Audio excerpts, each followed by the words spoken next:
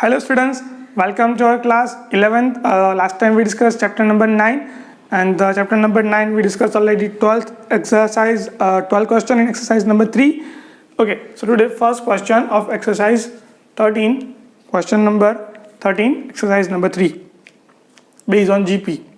चलिए फॉर्मूला देने की अब ज़रूरत नहीं है, डायरेक्टली एग्जाम्पल ही बात करते हैं. Number 13 question is sum of the first 3 terms of GP is. आपको फर्स्ट 3 टर्म का सम गिवन है एंड दर प्रोडक्ट्स भी आपको गिवन है. Find the common ratio and the terms. So आपको ये टर्म्स भी फाइंड करने हैं और कॉमन रेशियो भी फाइंड करने हैं. सपोज बात करते हैं कि वो तीनों के तीनों टर्म्स है कि सपोज दैट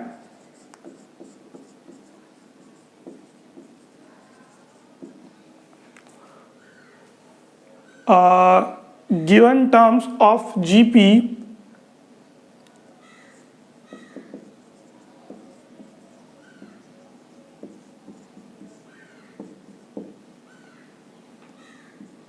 is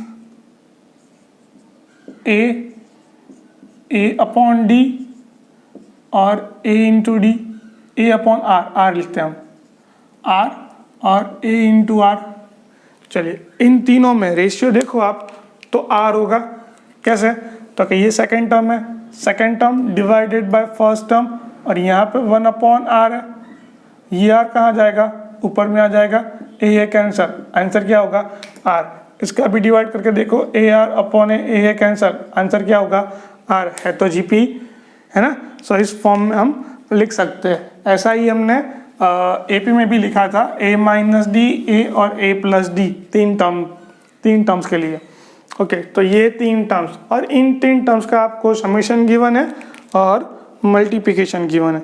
चलिए तो शुरुआत करते हैं. आपको 2 टर्म में गिवन है. आपको सबसे पहले A upon R plus A plus AR which is equals to कितना है?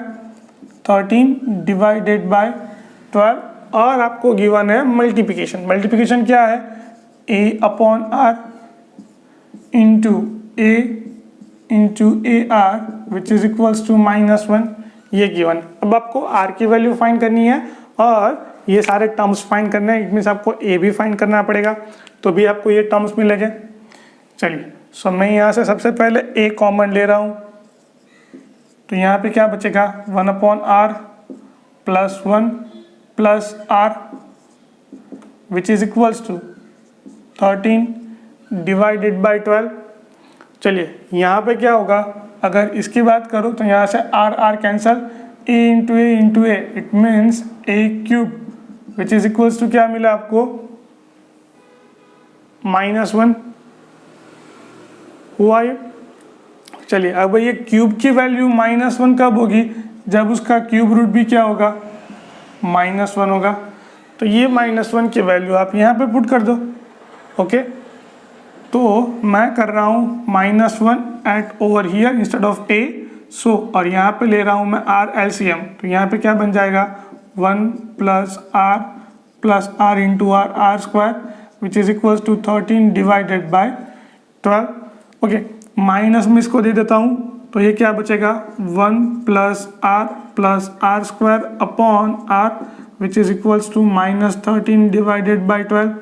12 यहाँ पे मल्टीप्लाई होगा, R यहाँ पर मल्टीप्लाई होगा, तो ये क्या हो जाएगा? ये हो जाएगा 12 into 1 plus R square which is equals to ये होगा -13R. अंदर 12 मल्टीप्लाई करके ये -13 को इस तरफ ले रहा हूँ मैं. सो सबसे पहले 12R square plus 12R plus 12 और ये होगा माइनस निकल के प्लस 13R और इक्वल्स टू कर देगा 0. क्लियर? इस तरफ आ जाएगा. तो चलिए अब फिर से. सो ये होगा 12R square plus 12 plus 13 25R plus 12 is equals to 0. अब किसके फैक्टर निकालने? ये quadratic equation. So 12 into 12 square कितना होता है? 12 स्क्वायर होता है 144. इट मीन्स आपको 144 के फैक्टर निकालने हैं. आप ऐसा भी कर सकते हो या फिर आप ऐसा कर दो, यहाँ पे 12, 12 का फैक्टर क्या हो गया, 12 का फैक्टर हो गया 4 3 12। फिर ये भी क्या है, ये भी 12, उसका फैक्टर क्या हो गया 4 3 12। इन दोनों का मल्टीप्लिकेशन कर लो, देखो कुछ क्या आपको क्या मिल रहा है, 4 4 16 और ये 3 3 9। सो 16 इंटू 9 करोगे तो 144 ही आएगा, और इन दोनों का एडिशन 25 मिल रहा है, हाँ मिल रहा है। सो ये आपके फैक्टर हो गए 12r² plus 16r plus 9 plus 12 equals to 0। चलिए इसमें से क्या कॉमन होगा, सो 4r कॉमन हो जाएगा, तो यहाँ पे क्या मिलेगा 3r प्लस 4 ये मिला। इसमें से 3 कॉमन ले लो तो क्या मिलेगा यहाँ पे 3r plus 4 is equals to 0। So यहाँ पे आपको r की 2 वैल्यू मिलेगी।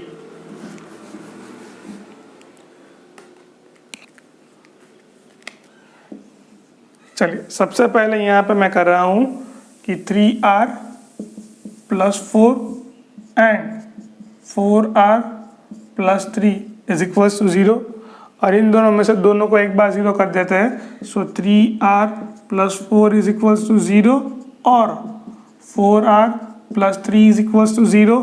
यहाँ पे r की वैल्यू मिलेगी -4/3 और यहाँ पे r की वैल्यू मिलेगी r इज इक्वल्स टू -3/4।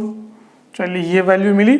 अब भी 2 केस है, आपको क्या फाइंड करना है, आपको फाइंड करना है ये टर्म्स। r तो मिल गया यहाँ पर, ये वैल्यू और ये वैल्यू, पर अभी क्या फाइंड करना है, टर्म्स फाइंड करना है। सबसे पहले टर्म्स क्या था, a इज इक्वल्स टू -1। चलिए अब -1 से ये r की वैल्यू डिवाइड करता हूँ। सो -1 से ये -4/3 डिवाइड करूँगा, सो एट द एंड क्या मिलेगा आपको 3/4, दैन टर्म्स -1 और फिर ये -1 के साथ ये r मल्टीप्लाई होगा। सो -4/3 ये क्या बन जाएगा -+4/3। तो ये टर्म्स आपको मिले, ये टर्म्स 3/4 -1 4/3, ये पहले केस में। दूसरे केस में क्या मिलते हैं, दूसरे केस में a इज इक्वल्स टू 1 है ही -1। आगे वाला टर्म क्या होगा, सो a को यानी कि -1 को आप डिवाइड कर दो -3/4 के साथ, तो ये क्या मिलेगा आपको 4/3, ये -1 एज इट इज। और यहाँ पे क्या होगा, -1 को आप -3/4 के साथ मल्टीप्लाई करो तो क्या मिलेगा आपको, ये आपको मिलेगा +3/4। तो ये टर्म्स मिले आपको। कौन से टर्म्स है, ये टर्म्स है 4/3 -1 एंड +4/3, 3/4 1 एंड 4/3, ये तीनों के तीनों टर्म्स आपको मिलेंगे। ठीक है, सो ये था आपका क्वेश्चन नंबर 1। सेम उसके जैसा ही क्वेश्चन नंबर क्या है आपका 14, कुछ कॉमन नहीं है उसमें, सेम टू सेम क्वेश्चन है। तो sum of the first 3 terms of the GP ये अलग दिया है आपको, सिर्फ न्यूमेरिकल्स वैल्यू ही डिफरेंट है, बाकी के सब सेम है। देखो ये क्या है, सपोज कर लेते हैं कि जीपी के ये है 1/r a और a × r। चलिए इन तीनों का आपको सम गिवन है, ये सम कुछ और फॉर्मेट में होगा, मल्टीप्लिकेशन गिवन है प्रोडक्ट, ये भी कुछ और फॉर्मेट में होगा। देखते क्या होगा। चलिए फर्स्ट आपको गिवन है कि सम कितना है 39 डिवाइडेड बाई 10, तो 39 डिवाइडेड बाई 10। यहाँ पे मल्टीप्लिकेशन कितना है, मल्टीप्लिकेशन है 1। सो a क्यूब इक्वल्स टू क्या होगा 1, तो a की वैल्यू क्या होगी 1 हो जाएगी। अगर a की वैल्यू 1 हो जाएगी तो यहाँ पे a इज इक्वल्स टू क्या हो जाएगा 1, तो ये वैल्यू क्या हो जाएगी, चेंज हो जाएगी। सो इसके बाद चेंज होगा थोड़ा बहुत। चलिए यहाँ पे मैंने क्या किया, r एलसीएम लिया, a की वैल्यू पुट की 1, यहाँ पे a की वैल्यू पुट की मैंने 1 + r/r²/r, ये होगा 39 डिवाइडेड बाई 10, ये होगा 39 डिवाइडेड बाई 10। अब क्रॉस मल्टीप्लिकेशन, ये होगा 10 1 + r/r² which is equals to 39 r।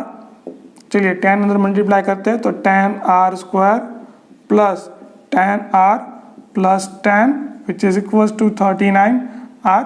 इसको इस तरफ ले आऊँ तो क्या हो जाएगा 10r² minus 29 R plus 10r plus 10 which is equals to 0। इसमें से क्या कॉमन निकलेगा? सुनिए ये सिंप्लीफाई होगा 39 माइनस 39 माइनस 39 प्लस 10 ये हो जाएगा 10r² minus 29r plus 10 which is equals to 0। चलिए अब इसको आपको 100 के ऐसे फैक्टर निकालने हैं जो 29 मिलेंगे। क्लियर ही है। 25 फोर कितना आएगा? 25 फोर 100 एंड 25 प्लस 4 29 हो गए। सो इसके आंसर क्या हो गए? इसके आंसर हो गए 10r² minus 25r minus 4r plus 10 which is equals to 0। चलिए इसमें से क्या कॉमन निकलता है? इसमें कॉमन निकलता है 5r। तो यहाँ पे क्या बचेगा? ये बचेगा 2r माइनस 5। इसमें से माइनस 2 कॉमन निकलेगा तो क्या बचेगा यहाँ पे? 2r minus 5 is equals to 0। Same तो यहाँ पे होगा 2r माइनस 5 और फिर यहाँ पे होगा 5r माइनस 2। देखिए प्रीवियस वाला क्वेश्चन से जैसा ही क्वेश्चन है। So 2r minus 5 is equals to 0 और 5r minus 2 is equals to 0। Therefore r is equals to 5/2 और एक बार r इज इक्वल्स टू 2/5। ये दोनों बार के लिए हम टर्म्स फाइंड करने के तो मिडल टर्म हमारा 1 है, मिडल टर्म 1 है। फर्स्ट टर्म क्या होता है? 1 से डिवाइड यानी कि 1/5/2 करोगे तो ये मिलेगा 2/5 और ये मिलेगा 5/2। फिर इसके साथ मल्टीप्लिकेशन करोगे तो ये होगा 5/2 और ये होगा 2/5। तो ये मिले आपको first, second and third terms. Fine. चलिए नेक्स्ट क्वेश्चन सॉल्व करते हैं। Question number 15।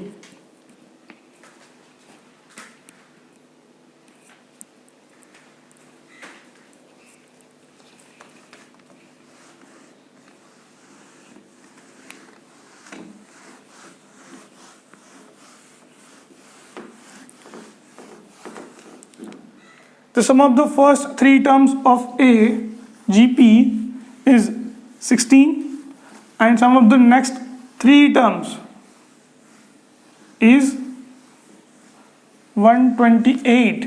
Determine the first term, common ratio and the nth term of the GP।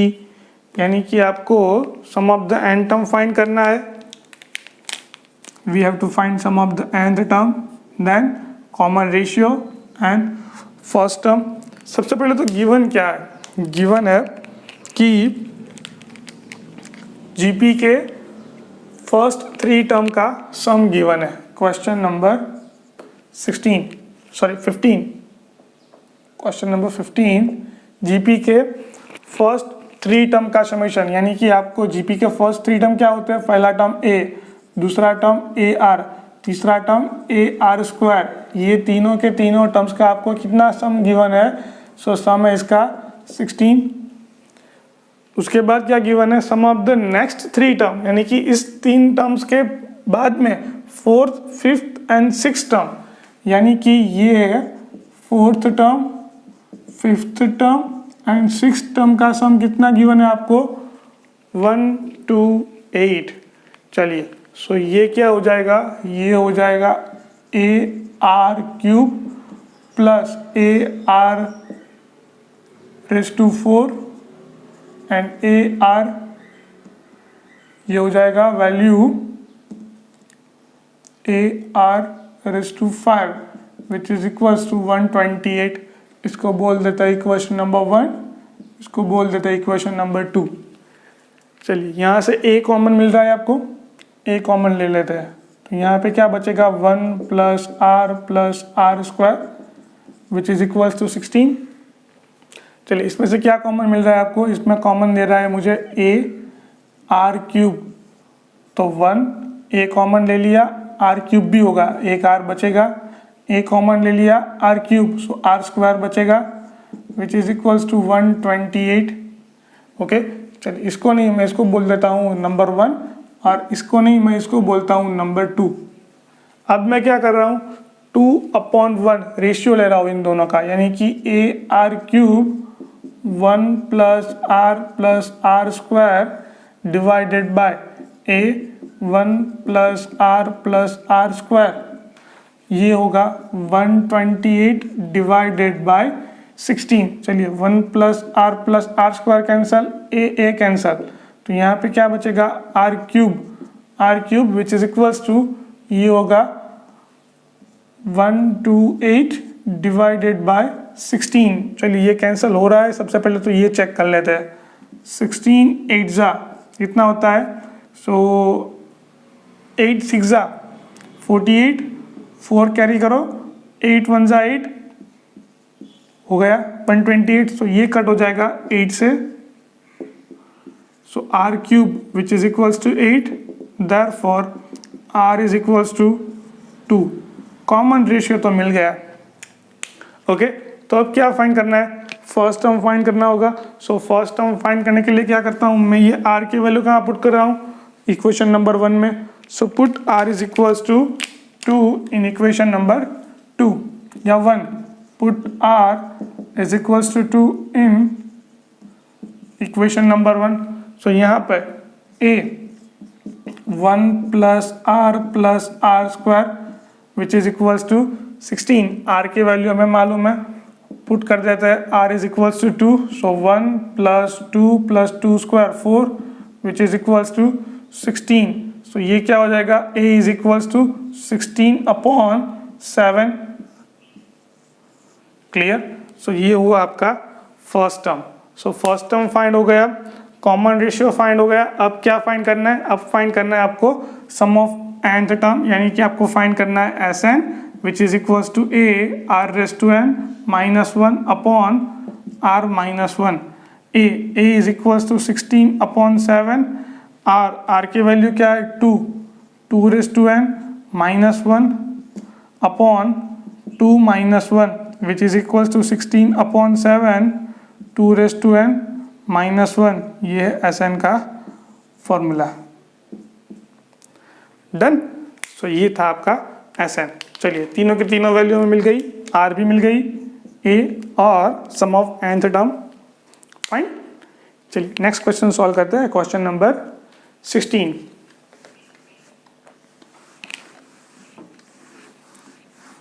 Given GP with A is equals to 729 and 7th term 64 determines S7, यानी कि आपको S7 की value find करनी है। Question में given क्या है, सबसे पहले तो वो लिख लेते हैं हम। क्वेश्चन नंबर 16, उसमें आपको सबसे पहले गिवन है जीपी में A is equals to 729 and आपको गिवन है A7 सेवेंथ टर्म, वो कितना है 64, यानी कि 7 टर्म्स का फॉर्मूला क्या होगा, so A into R⁻6 which is equals to क्या होगा 64। चलिए A की वैल्यू आपको मालूम है 729 R⁻6 which is equals to 64। So R⁻6 क्या हो जाएगा 64 डिवाइडेड बाय 729, ये हुआ। चलिए इसको मैं सॉल्व नहीं करता हूँ, क्यों, क्योंकि मुझे फाइंड क्या करना है, मुझे फाइंड करना है S7 it means Sn value find करनी है। उसका आंसर क्या होगा A R⁻1 -R⁻n upon 1 - R होगा ये फॉर्मूला। चलिए 1 - R⁻n, R की वैल्यू फाइंड तो करनी पड़ेगी हमें। ये है S7, सो A की वैल्यू क्या है 729 इंटू 1 - R की वैल्यू फाइंड करनी पड़ेगी यहाँ से, और 1 - R। चलिए तो यहाँ से सबसे पहले R की वैल्यू फाइंड कर लेते हैं, क्या आता है। सो 2⁵5 कितना होगा, 2⁵5 कितना होगा, देखो तो मल्टीप्लाई करो तो 2 इंटू 2 इंटू 2, ये क्या होगा 8 इंटू 2 इंटू 2, ये होगा 4, यानी कि 8 4 जा 32। ओके, 2�6 कितना होगा, 2�6 हो जाएगा 64। इसको 2 से मल्टीप्लाई करोगे तो ये मिला फर्स्ट। अभी किसकी पावर 6 करोगे तो ये 729 मिलेगा। चलिए 3 की पावर में 6 करता हूँ तो क्या मिलता है, 3 की पावर 6 फाइंड करना है। सो मैं फाइंड करता हूँ 3 क्यूब एंड 3 क्यूब यानी कि 27 इंटू 27 का मल्टीप्लिकेशन कर लेते हैं, तो क्या आता है उसका स्क्वायर करके, यानी कि यहाँ पे होगा 7 7 जा 49, 4 कैरी करो फिर क्रॉस मल्टीप्लिकेशन, ये होगा 14, ये हो जाएगा 4 + 4 8 + 2 12 1 32, 2 यहाँ पे 3 कैरी करो और 2 2 जा 4 4 + 3 7, चलिए मिल रहा है, यानी कि 3 की पावर 6। तो इसका आंसर क्या होगा, r which is equals to, ये होगा 2 डिवाइडेड बाय 3। डन। चलिए r की वैल्यू क्या मिली आपको, 2 डिवाइडेड बाय 3। सो यहाँ पे r की वैल्यू पुट कर देते हैं, 2 divided by 3 to the power 7 और यहाँ पे होगा 1 - 2 डिवाइडेड बाय 3। चल इसको सॉल्व करते हैं, जो मिलेगा वो आपका फाइनल आंसर। ये होगा 3 to the power 6 into 1 - 2�7 upon 3�7 divided by 3 - 2 upon 3, ये बचेगा। चलिए 3�6 यहाँ पे 3�7 माइनस 2�7 डिवाइडेड बाय ये होगा 1 और यहाँ पे नीचे 3 आएगा, वो 3 इसके साथ मल्टीप्लिकेशन होगा। फाइन। सो यहाँ पे मैं लिख रहा हूँ 1/3 और ये 3 के साथ मल्टीप्लिकेशन करके ये हो जाएगा 3�7 एंड 3�7 माइनस 2�7। चलिए आप इसको सिंप्लीफाई करोगे, जो मिलेगा वो आपका फाइनल आंसर होगा। ठीक है, चलिए वो मैं दे रहा हूँ आपको होमवर्क में, वो आप कंप्लीट कर लेना। फाइन। सो इसी के साथ ये 4 एग्जाम्पल के साथ ये वीडियो फिनिश कर रहे हैं। नेक्स्ट वीडियो में कुछ और एग्जाम्पल देखेंगे जीपी के, तब तक के लिए बाय बाय।